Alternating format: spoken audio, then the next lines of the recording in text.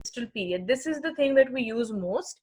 हम फीमेल से पूछते हैं कि आपको लास्ट माहवारी कब आई थी, और अब अक्सर जो मेरा पर्सनल एक्सपीरियंस है, लोगों को नहीं पता होता, वो कोई वेग सी बात बता दे कि ना ईद से पहले, या कोई इस्लामी डेट बता देंगे। तो आपने क्या करना है, जिस दिन आपका गायनी का ऑब्स का वाइवा होगा ना, आपने उस दिन की इस्लामी डेट याद करके जानी है, क्योंकि अगर आपको किसी ने अपना LMP इस्लामिक डेट में बता दिया तो आपसे कैलकुलेट नहीं होगा, तो आपने वो याद करके जानी है, ठीक है। फिर 40 उससे LMP से टर्म तक 40 वीक्स या 280 डेज होते हैं, ठीक है, और ये हम 28 डे साइकिल और 14th डे ओव्यूलेशन का कंसिडर करते हैं। तो ये भी मेथड कोई खास अच्छा नहीं है, क्योंकि आपको पता है कि हर किसी का साइकिल 28 डेज नहीं होता, ये बहुत बड़ी जनरलाइजेशन है। साइकिल 21 डेज से लेके 30 डेज तक भी हो सकता है, 35 डेज तक भी हो सकता है, ठीक है। और ओव्यूलेशन 14 डे पे जरूरी नहीं है सबकी हो रही हो, किसी की मतलब there a big variation with this. Excuse me, मेरी आवाज ही चली गई है. I just need to drink some water.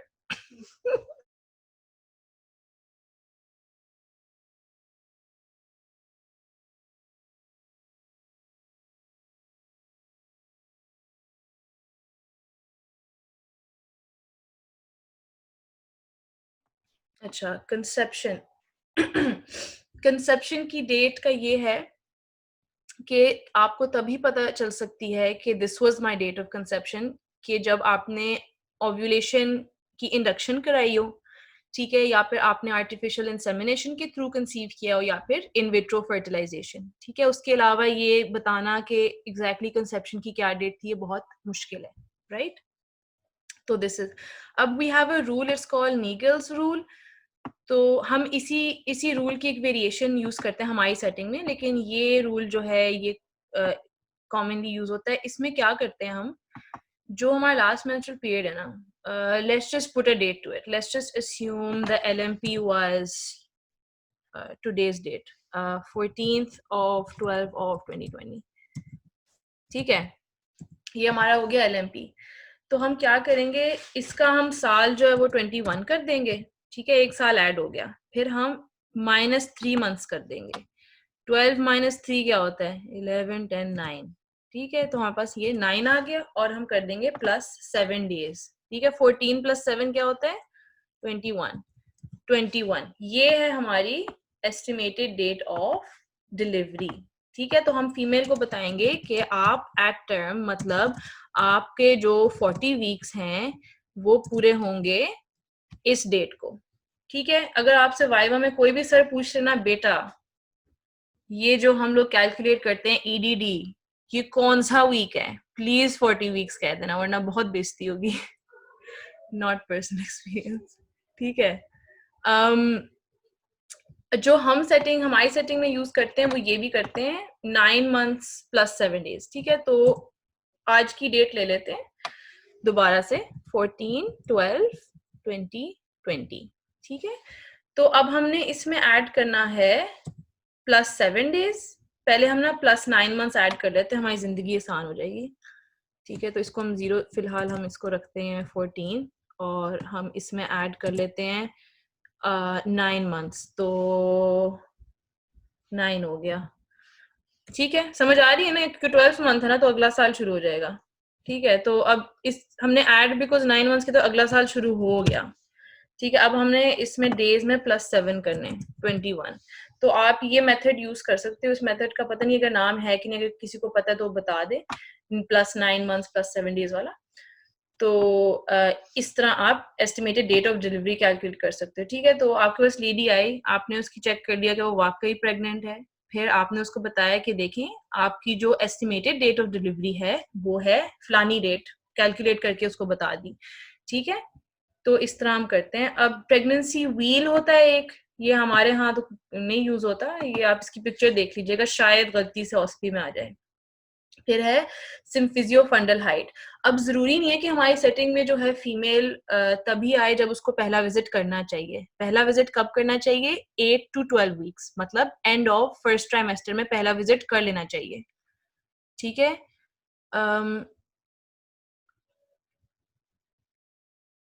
Okay, some people have asked some very technical questions about mathematics. ठीक है, ये ना मैं आपको इस सेशन के बाद आंसर करूंगी, बिकॉज इसको मैथ्स को समझने में थोड़ा टाइम लगता है, तो मैंने सिर्फ रट्टा पर्पसेस के लिए +9 months +7 days बता दिए, ठीक है? Then I will explain to you कि exactly why we plus this and why we minus this, ठीक है? Will do that mathematics later. अच्छा, सिम्फिजियो फंडल हाइट चेक करते हैं. अब 20 वीक्स पे जो फीमेल की फंडल हाइट होती है वो 20 सेंटीमीटर होती है. Wait, let me just look. What I'm going to do is I'm going to show you. मुझे अपना कैमरा ही नजर आ रहा. Okay, now I can see myself. Do we have like a bear or something? Okay, suppose this. ठीक है. Okay, this is gonna be really odd. ठीक है. Suppose ये जो है ये pregnant belly है for some reason. ठीक है. और ये उसका symphysis pubis है. ठीक है. इधर symphysis pubis है. ठीक है. और जो हमारा इस रीजन में पहले यूट्रस था, बिकॉज यूट्रस जो है वो पेल्विक ऑर्गेनिज्म पेल्विक ऑर्गन है. तो प्रेगनेंसी में जो है वो ऊपर स्ट्रेच होता होता वो ऊपर की तरफ जाएगा. ठीक है. तो it will grow this way towards the abdomen. ठीक है. तो सिम्फिसिस प्यूबिस से ऊपर हम गए और हमने जो है फंडस की, मतलब फंडस फिर ये बनाना, इसकी हमने हाइट मेजर करनी है. कैसे? हम एक हाथ सिम्फिसिस प्यूबिस पे रखते हैं और एक हाथ यहाँ जहां भी आपको top of the fundus feel हो रहा है, बम्प का टॉप पार्ट फील हो रहा है, वहां हाथ रखते हैं और वहां आप जो इंचेस वाली टेप है, मेजरिंग टेप है, आप यूं रख देते हैं. ठीक है. और आप जो है इंच वाली साइड को ऊपर रखते हैं और सेंटीमीटर वाली साइड को नीचे, ताकि आपका एरर ना आ जाए. ठीक है. आप सेंटीमीटर को अगर देख रहे होंगे तो शायद आप उसको ऊपर नीचे मूव कर लें गलती से, तो आप उसको उल्टा रखेंगे, फिर आप यहाँ पे यूं पकड़ के उसको देखेंगे कौन सा सेंटीमीटर आया है. Usually at 20 weeks it's suppose to be 20 centimetre. और 20 सेंटीमीटर कहाँ तक होता है? अम्बलाइकस तक. मतलब जो फंडल हाइट है और जो अम्बलाइकस है वो ऑलमोस्ट सेम पॉइंट पे होगा. ठीक है. तो ये आप लोग जो है इसकी पिक्चर नेट पे देख लीजिएगा. When the fundus reaches the umbilical area, when it reaches the umbilicus, it's 20 weeks and the fundal height is 20 centimeters. ये मैं बार बार इसलिए रिपीट कर रही हूँ बिकॉज इतने क्वेश्चन टाइम्स में मैंने ये देखा है कि वो कहते हैं कि फंडल हाइट अम्बलाइकस रीच कर गई है. तो वो इस तरह का रैंडम कोई क्वेश्चन ऑस्पी में भी पूछ लेते हैं और इस पे भी पूछ लेते हैं, यूक्यू में भी डाल देते हैं somehow. ठीक है. तो इस पे आगे हमने कैलकुलेट करना है. With every week the fundal height increases by 1 centimeter. तो अगर कोई फीमेल 36 वीक्स पे है तो उसकी फंडल हाइट होनी चाहिए 36 सेंटीमीटर. ठीक है. कितना सिंपल है. 20 वीक्स 20 सेंटीमीटर, 24 वीक्स 24 सेंटीमीटर. ठीक है. तो ये आपको पता होना चाहिए. अगर कोई लेडी आती है और वो आपको बताती है या उसका somehow आप कैलकुलेट करके देखते हो कि शी इज एट 36 वीक्स, लेकिन उसकी जो सिम्फिजियो फंडल हाइट है वो है 30 सेंटीमीटर सिर्फ. 36 वीक्स पे है लेकिन उसकी हाइट 30 सेंटीमीटर फंडस की. तो that is not a good thing. इसका मतलब है मे बी कोई फीटल ग्रोथ रिटार्डेशन है, कोई रिस्ट्रिक्शन है, कोई इशू है. तो फिर आप उसको आगे चेक करते हो. ठीक है. This is the purpose of this. ठीक है. फिर the best way that you can check EDD is dating scan. How on earth could this get unmuted? मुझे लगा मैंने सबको म्यूट कर दिया है. एक minute. This is some next level sorcery. सब म्यूट ही हैं. Okay. Where was I? ठीक है. Ultrasound, dating scan, EDD. All right. अगर आपके पास MCQ आए, what is the best method of calculating EDD? It is ultrasound. अगर आपके पास आए कि एक फीमेल को हमने LMP से कैलकुलेट किया लेकिन उसका अल्ट्रासाउंड पे डिफरेंट डेट आया, तो कौन सा डेट लेंगे? तो हम कहेंगे अल्ट्रासाउंड वाली डेट. ठीक है. तो that is the most precise, the best वे.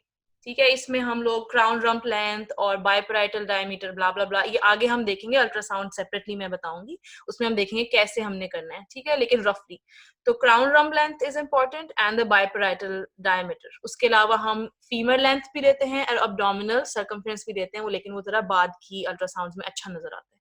हमने डेटिंग स्कैन कब लेना है? At the end of the first trimester at 12 weeks. 12 weeks, you must remember this. ठीक है. End of first trimester. इस पे हम लेते हैं हमारा dating scan.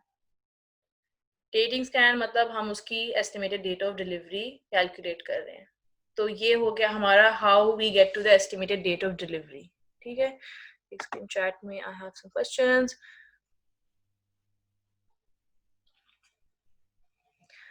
22 weeks at the lower border of umbilicus, 24 weeks at the upper border of umbilicus. Yes. जो एक crude method हमें ward में सिखाया गया था, it was not with the measuring tape, it was with like the fingers. ठीक है, तो हमने umbilicus को देखा और अगर फंडल हाइट umbilicus के लोअर बॉर्डर पे थी, हमने कहा ये अभी हुए हैं 22 वीक्स, मुझे एग्जैक्टली याद नहीं है, I think they told us 22 weeks, और फिर हम फिंगर्स रख के अकॉर्डिंग टू फिंगर्स हम 2-2 हफ्ते बढ़ाते जाते थे, 2 फिंगर्स रखे 2 हफ्ते बढ़ के, 2 फिंगर्स रखे 2 हफ्ते बढ़ के।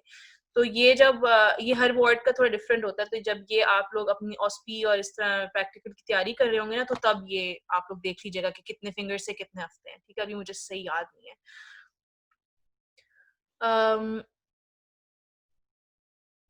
If LMP is told in Islamic date, then add 14 days plus 9 months. Okay. I didn't know that because usme bhi I don't understand why you have to add 14 days plus. You know what? हम इसको याद ही कर लेते हैं. Add 14 days plus 9 months. ठीक है. Urwa said this. Urwa, I hope you're correct because मुझे याद नहीं है अब. Okay, so these are the questions that have been answered. We are going to, I'm just going to add this in the notes. Ke Islamic calendar mein we do plus 14 days and plus 9 months. Yeah. Sorry, मैं ना अपने गले को जरा rest दे रही हूँ. All right, perfect. ठीक है. Yeah, I've added this here. And crude method भी एक crude method का भी add कर लेते हैं. 22 weeks below, like 24 weeks above. All right. घंटा पूरा हो गया पढ़ाई का, ठीक है, और मेरी थकन जो है वो शुरू हो गई है, तो I'm just gonna take a 2-minute break if you guys don't mind. I just need to relax. फिर we'll come back and we'll look at booking visits. ठीक है.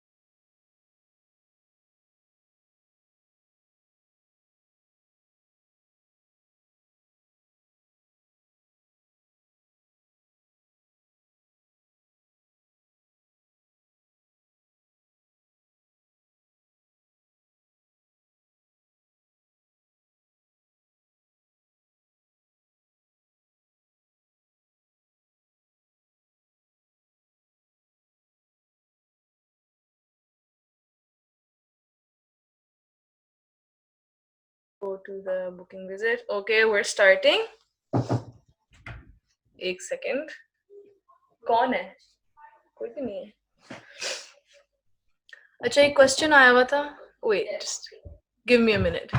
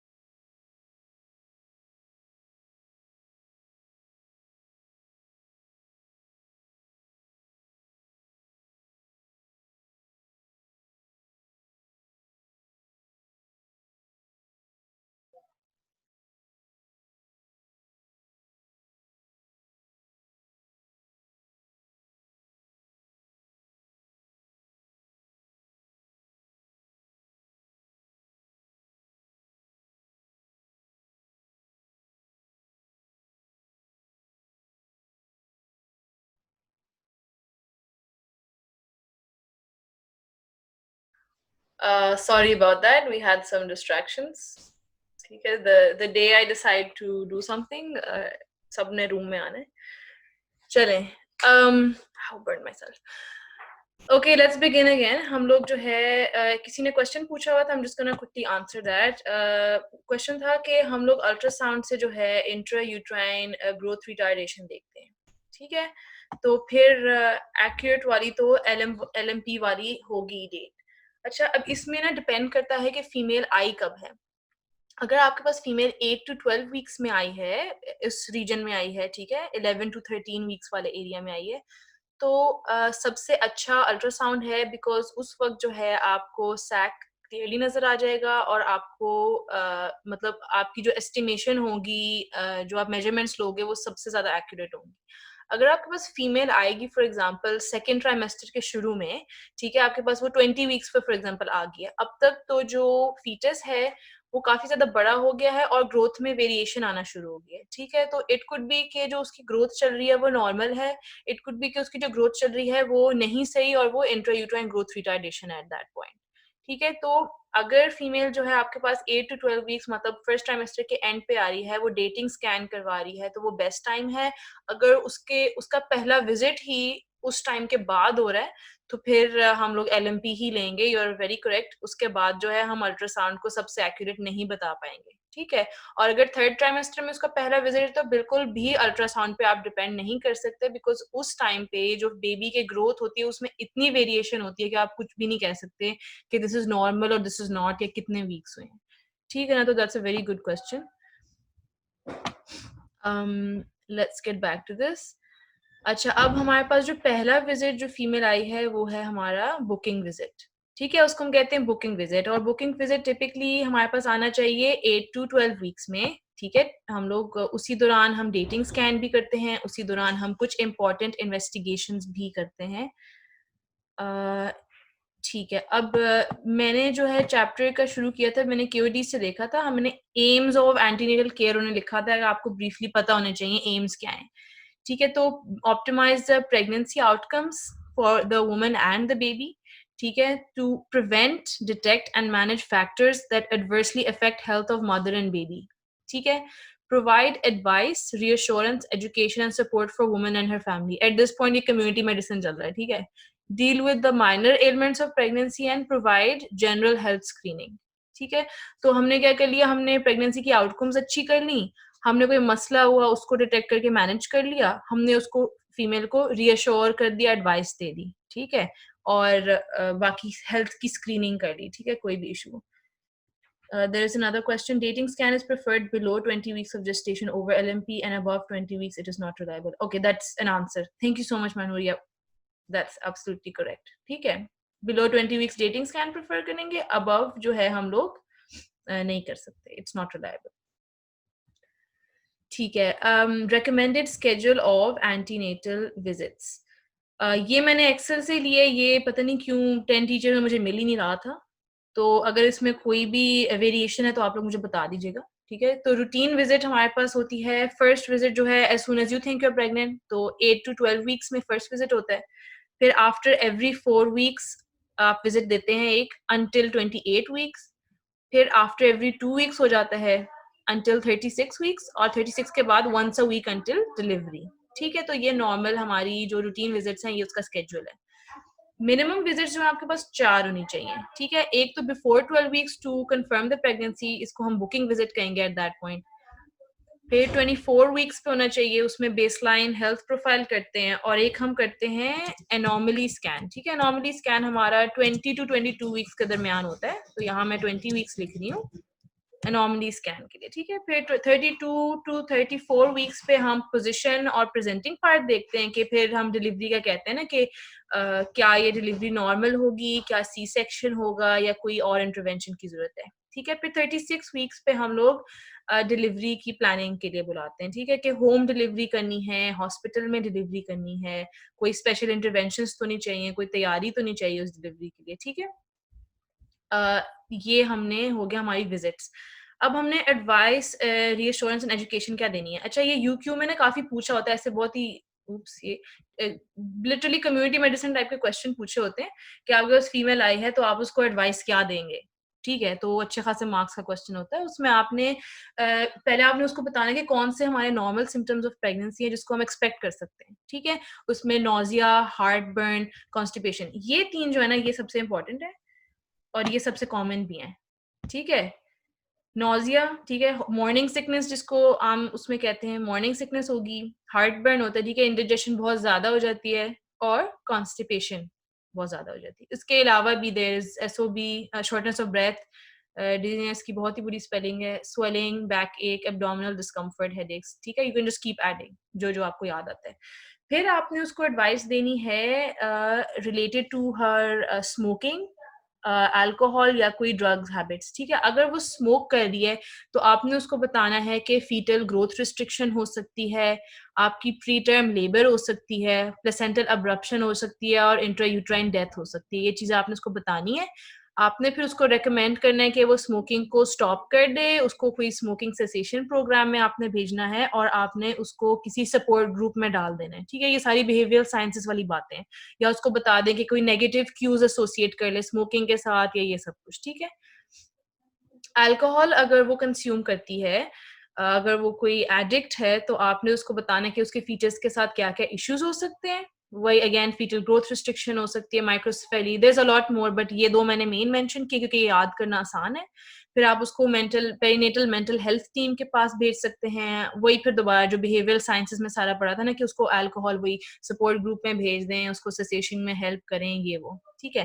फिर वही ड्रग्स के साथ सेम है, और ड्रग्स में स्पेसिफिकली मैं कोकेन को मेंशन कर रही हूँ बिकॉज़ ये मैंने किसी एमसीक्यू में देखा था। Cocaine leads to placental abruption due to constriction of placental vessels, ठीक है? जिसकी वजह से फीटल ग्रोथ रिस्ट्रिक्शन हो जाती है। तो other drugs also have a severe effect, ठीक है? ड्रग्स में उसके अलावा वो डायज़ेपैम वगैरह भी आती है। अगर जो मदर है वो एपिलेप्टिक है एंड शी इज़ टेकिंग डायज़ेपैम, तो उसमें जो बर्थ एस्फिक्सिया और कुछ चीज़ों के चांसेस ज़्यादा हो जाते हैं, तो उसके रिलेटेड भी आपने उसको गाइड करना है, और फिर आपने उसकी मल्टी डिसिप्लिनरी अप्रोच के साथ उसकी मेडिकेशन आपने डिसाइड करनी है, ठीक है? ये बहुत जनरल सी बातें, आपको उस वक़्त ही सोच के कुछ ना कुछ लिखना पड़ेगा।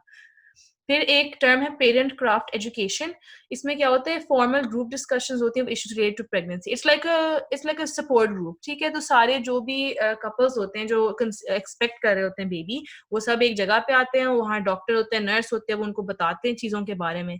वहाँ पे फ़ायदा क्या है, उनके सोशल कॉन्टैक्ट्स बन जाते हैं, मैटरनिटी डिपार्टमेंट का कभी-कभार टूर भी हो जाता है, तो ज़रा एंग्ज़ायटी कम हो जाती है, ठीक है? अब बुकिंग विज़िट वो विज़िट है जो पहला विज़िट फीमेल आपके पास आई है after conceiving. It could be at the recommended time which is 8 to 12 weeks, it could be at 20 weeks, it could be at 36 weeks. Booking visit वही विज़िट है जो जिस पे वो पहली दफ़ा आई है, तो आपने उसको बुक किया है कि शी इज़ एक्सपेक्टिंग और इसने डिलीवरी करनी है, ठीक है? कुछ फीमेल्स जो हैं वो at the time of delivery आती हैं, तो that's not called a booking visit, बस वो at the time of delivery ही आई हैं, ठीक है? अच्छा, अब पहले हमने डिटेल हिस्ट्री लेनी है, तो ये मैं नोट्स आपको सेंड कर दूँगी, तो आप ये एंटीनेटल कार्ड देख सकते हैं कि इस पे एग्ज़ैक्टली हिस्ट्री में हम क्या लेते हैं। फिर आप उसका एग्ज़ामिनेशन करते हैं फुल, ठीक है? डायग्नोसिस ऑफ प्रेगनेंसी हमने ऑलरेडी देख लिया कि कैसे हमने डायग्नोस करनी थी प्रेगनेंसी, और कुछ रूटीन इन्वेस्टिगेशंस हैं। अब ये यूक्यू पूछते हैं कि routine investigations, what are the investigations for a booking visit, ठीक है? तो दीज़ आर द इन्वेस्टिगेशंस। मैं आगे दिखा रही हूँ, किधर गया? ओके, तो ये हमारे पास एक टेबल है, टेबल 2.2, पेज नंबर पता नहीं मैंने काट क्यों दिया। अ, ये वो एंटीनेटल केयर वाला चैप्टर में ना, आप ज़रा फ्लिप करें तो आपको ईज़िली मिल जाएगा। I'm just gonna move my face, ठीक है। अच्छा, अब सबसे पहले फीमेल आपके पास आई है, तो आपने उसका कराना है full blood count. Page number 19, thank you so much. Page number 19 पे है ये, ठीक है। फुल ब्लड काउंट कराया आपने, उसका हीमोग्लोबिन चेक किया, हीमोग्लोबिन से पता चलेगा एनीमिया। सबसे बड़ा मसला हमारे जो सेटिंग में है वो है आयरन डिफिशिएंसी एनीमिया, जो अक्सर लेडीज को होता है। इसकी कुछ मेन कॉजेज क्या हैं आयरन डिफिशिएंसी एनीमिया की, कि she has multiple parities, she has, मतलब वो एक के बाद एक जो है वो बेबीज हैं उनके बहुत सारे, ठीक है। उसकी वजह से उनके जो आयरन के स्टोर्स हैं वो यूज अप हो जाते हैं। एक जेनेटिक प्रीडिस्पोजिशन भी है हमारी कंट्री में, उनकी डाइट अच्छी नहीं होती, या फिर उनकी बेबीज में स्पेसिंग नहीं अच्छी, 1 साल के बाद जो है बेबी हो रहा है, ठीक है। तो दीज आर सम रीजन। फिर प्लेटलेट काउंट देखते हैं। अब प्लेटलेट काउंट का ये है कि प्रेगनेंसी में it is a hyper coagulable state, हमारा प्लाज्मा वॉल्यूम ज़्यादा होता है, ठीक है। हमारी उस प्लाज्मा वॉल्यूम ज़्यादा होने की वजह से एचबी थोड़ा सा ड्रॉप होता है, ठीक है। प्लाज्मा वॉल्यूम 50% ज़्यादा हुआ, और हमारे पास रेड ब्लड सेल्स हैं वो 30% तक ज़्यादा होते हैं। लेकिन इवेंचुअली जब हम रेशियो टाइप बनाते हैं और टोटल हीमोग्लोबिन वगैरह देखते हैं, तो वो हमें लगता है कि कम है, लेकिन जो एनीमिया की जो क्लासिफिकेशन है प्रेग्नेंट लेडीज में, वो लेस देन 10 कंसिडर की जाती है। ये हम एनीमिया सेपरेट आगे इंशाल्लाह पढ़ेंगे, तो ये डिटेल में देख लेंगे, ठीक है। मीन सेल वॉल्यूम भी इसलिए हम चेक करते हैं, एमसीवी से पता चलता है ना, वो 80 to 100 वाला जो रफली हमने याद किया होता है एनीमिया के लिए, उसके लिए कि आयरन डिफिशिएंसी है, माइक्रोसिटिक है, मैक्रोसिटिक है। प्लेटलेट काउंट का मैं बता रही थी कि प्रेगनेंसी में जो है हमारी प्लेटलेट्स जो है वो ज्यादा हो जाती है नॉर्मली, दिस इज फिजियोलॉजिकल, ठीक है। लेकिन अगर ये काउंट कम हो जाए, जैसे कि हमारे पास एक सिंड्रोम होता है, उसको हम हेल्प सिंड्रोम कहते हैं, ये एक्लैम्पसिया के साथ एसोसिएटेड है, उसमें लो प्लेटलेट काउंट हो जाता है। या डीआईसी में पेशेंट जा रही है, उसको इन्फेक्शन हो गया, कुछ भी रीजन है, तो प्लेटलेट काउंट को हम चेक करते हैं, ठीक है। फिर हम मिड स्ट्रीम यूरिन, तो ये यूरिन एनालिसिस है बेसिकली। इसमें हमने चेक करना होता है कि पेशेंट को एसिम्प्टोमेटिक बैक्टीरिया तो नहीं है। एसिम्प्टोमेटिक बैक्टीरिया मतलब उसको यूटीआई का कोई भी सिम्टम नहीं है, ना उसको बर्निंग मैक्चुरेशन है, ना उसको फीवर है, कोई मसला नहीं है, बस उसकी यूरिन में बैक्टीरिया है। अब now this is an issue, because ये प्री टर्म लेबर का एक बहुत बड़ा रीजन बन जाता है, ठीक है, इवेंचुअली। तो we need to make sure कि अगर उसको ये है तो उसको अप्रोप्रिएट प्रेगनेंसी सेफ एंटीबायोटिक्स दें और उसकी ट्रीटमेंट जल्दी कर दें, ठीक है। यूरिन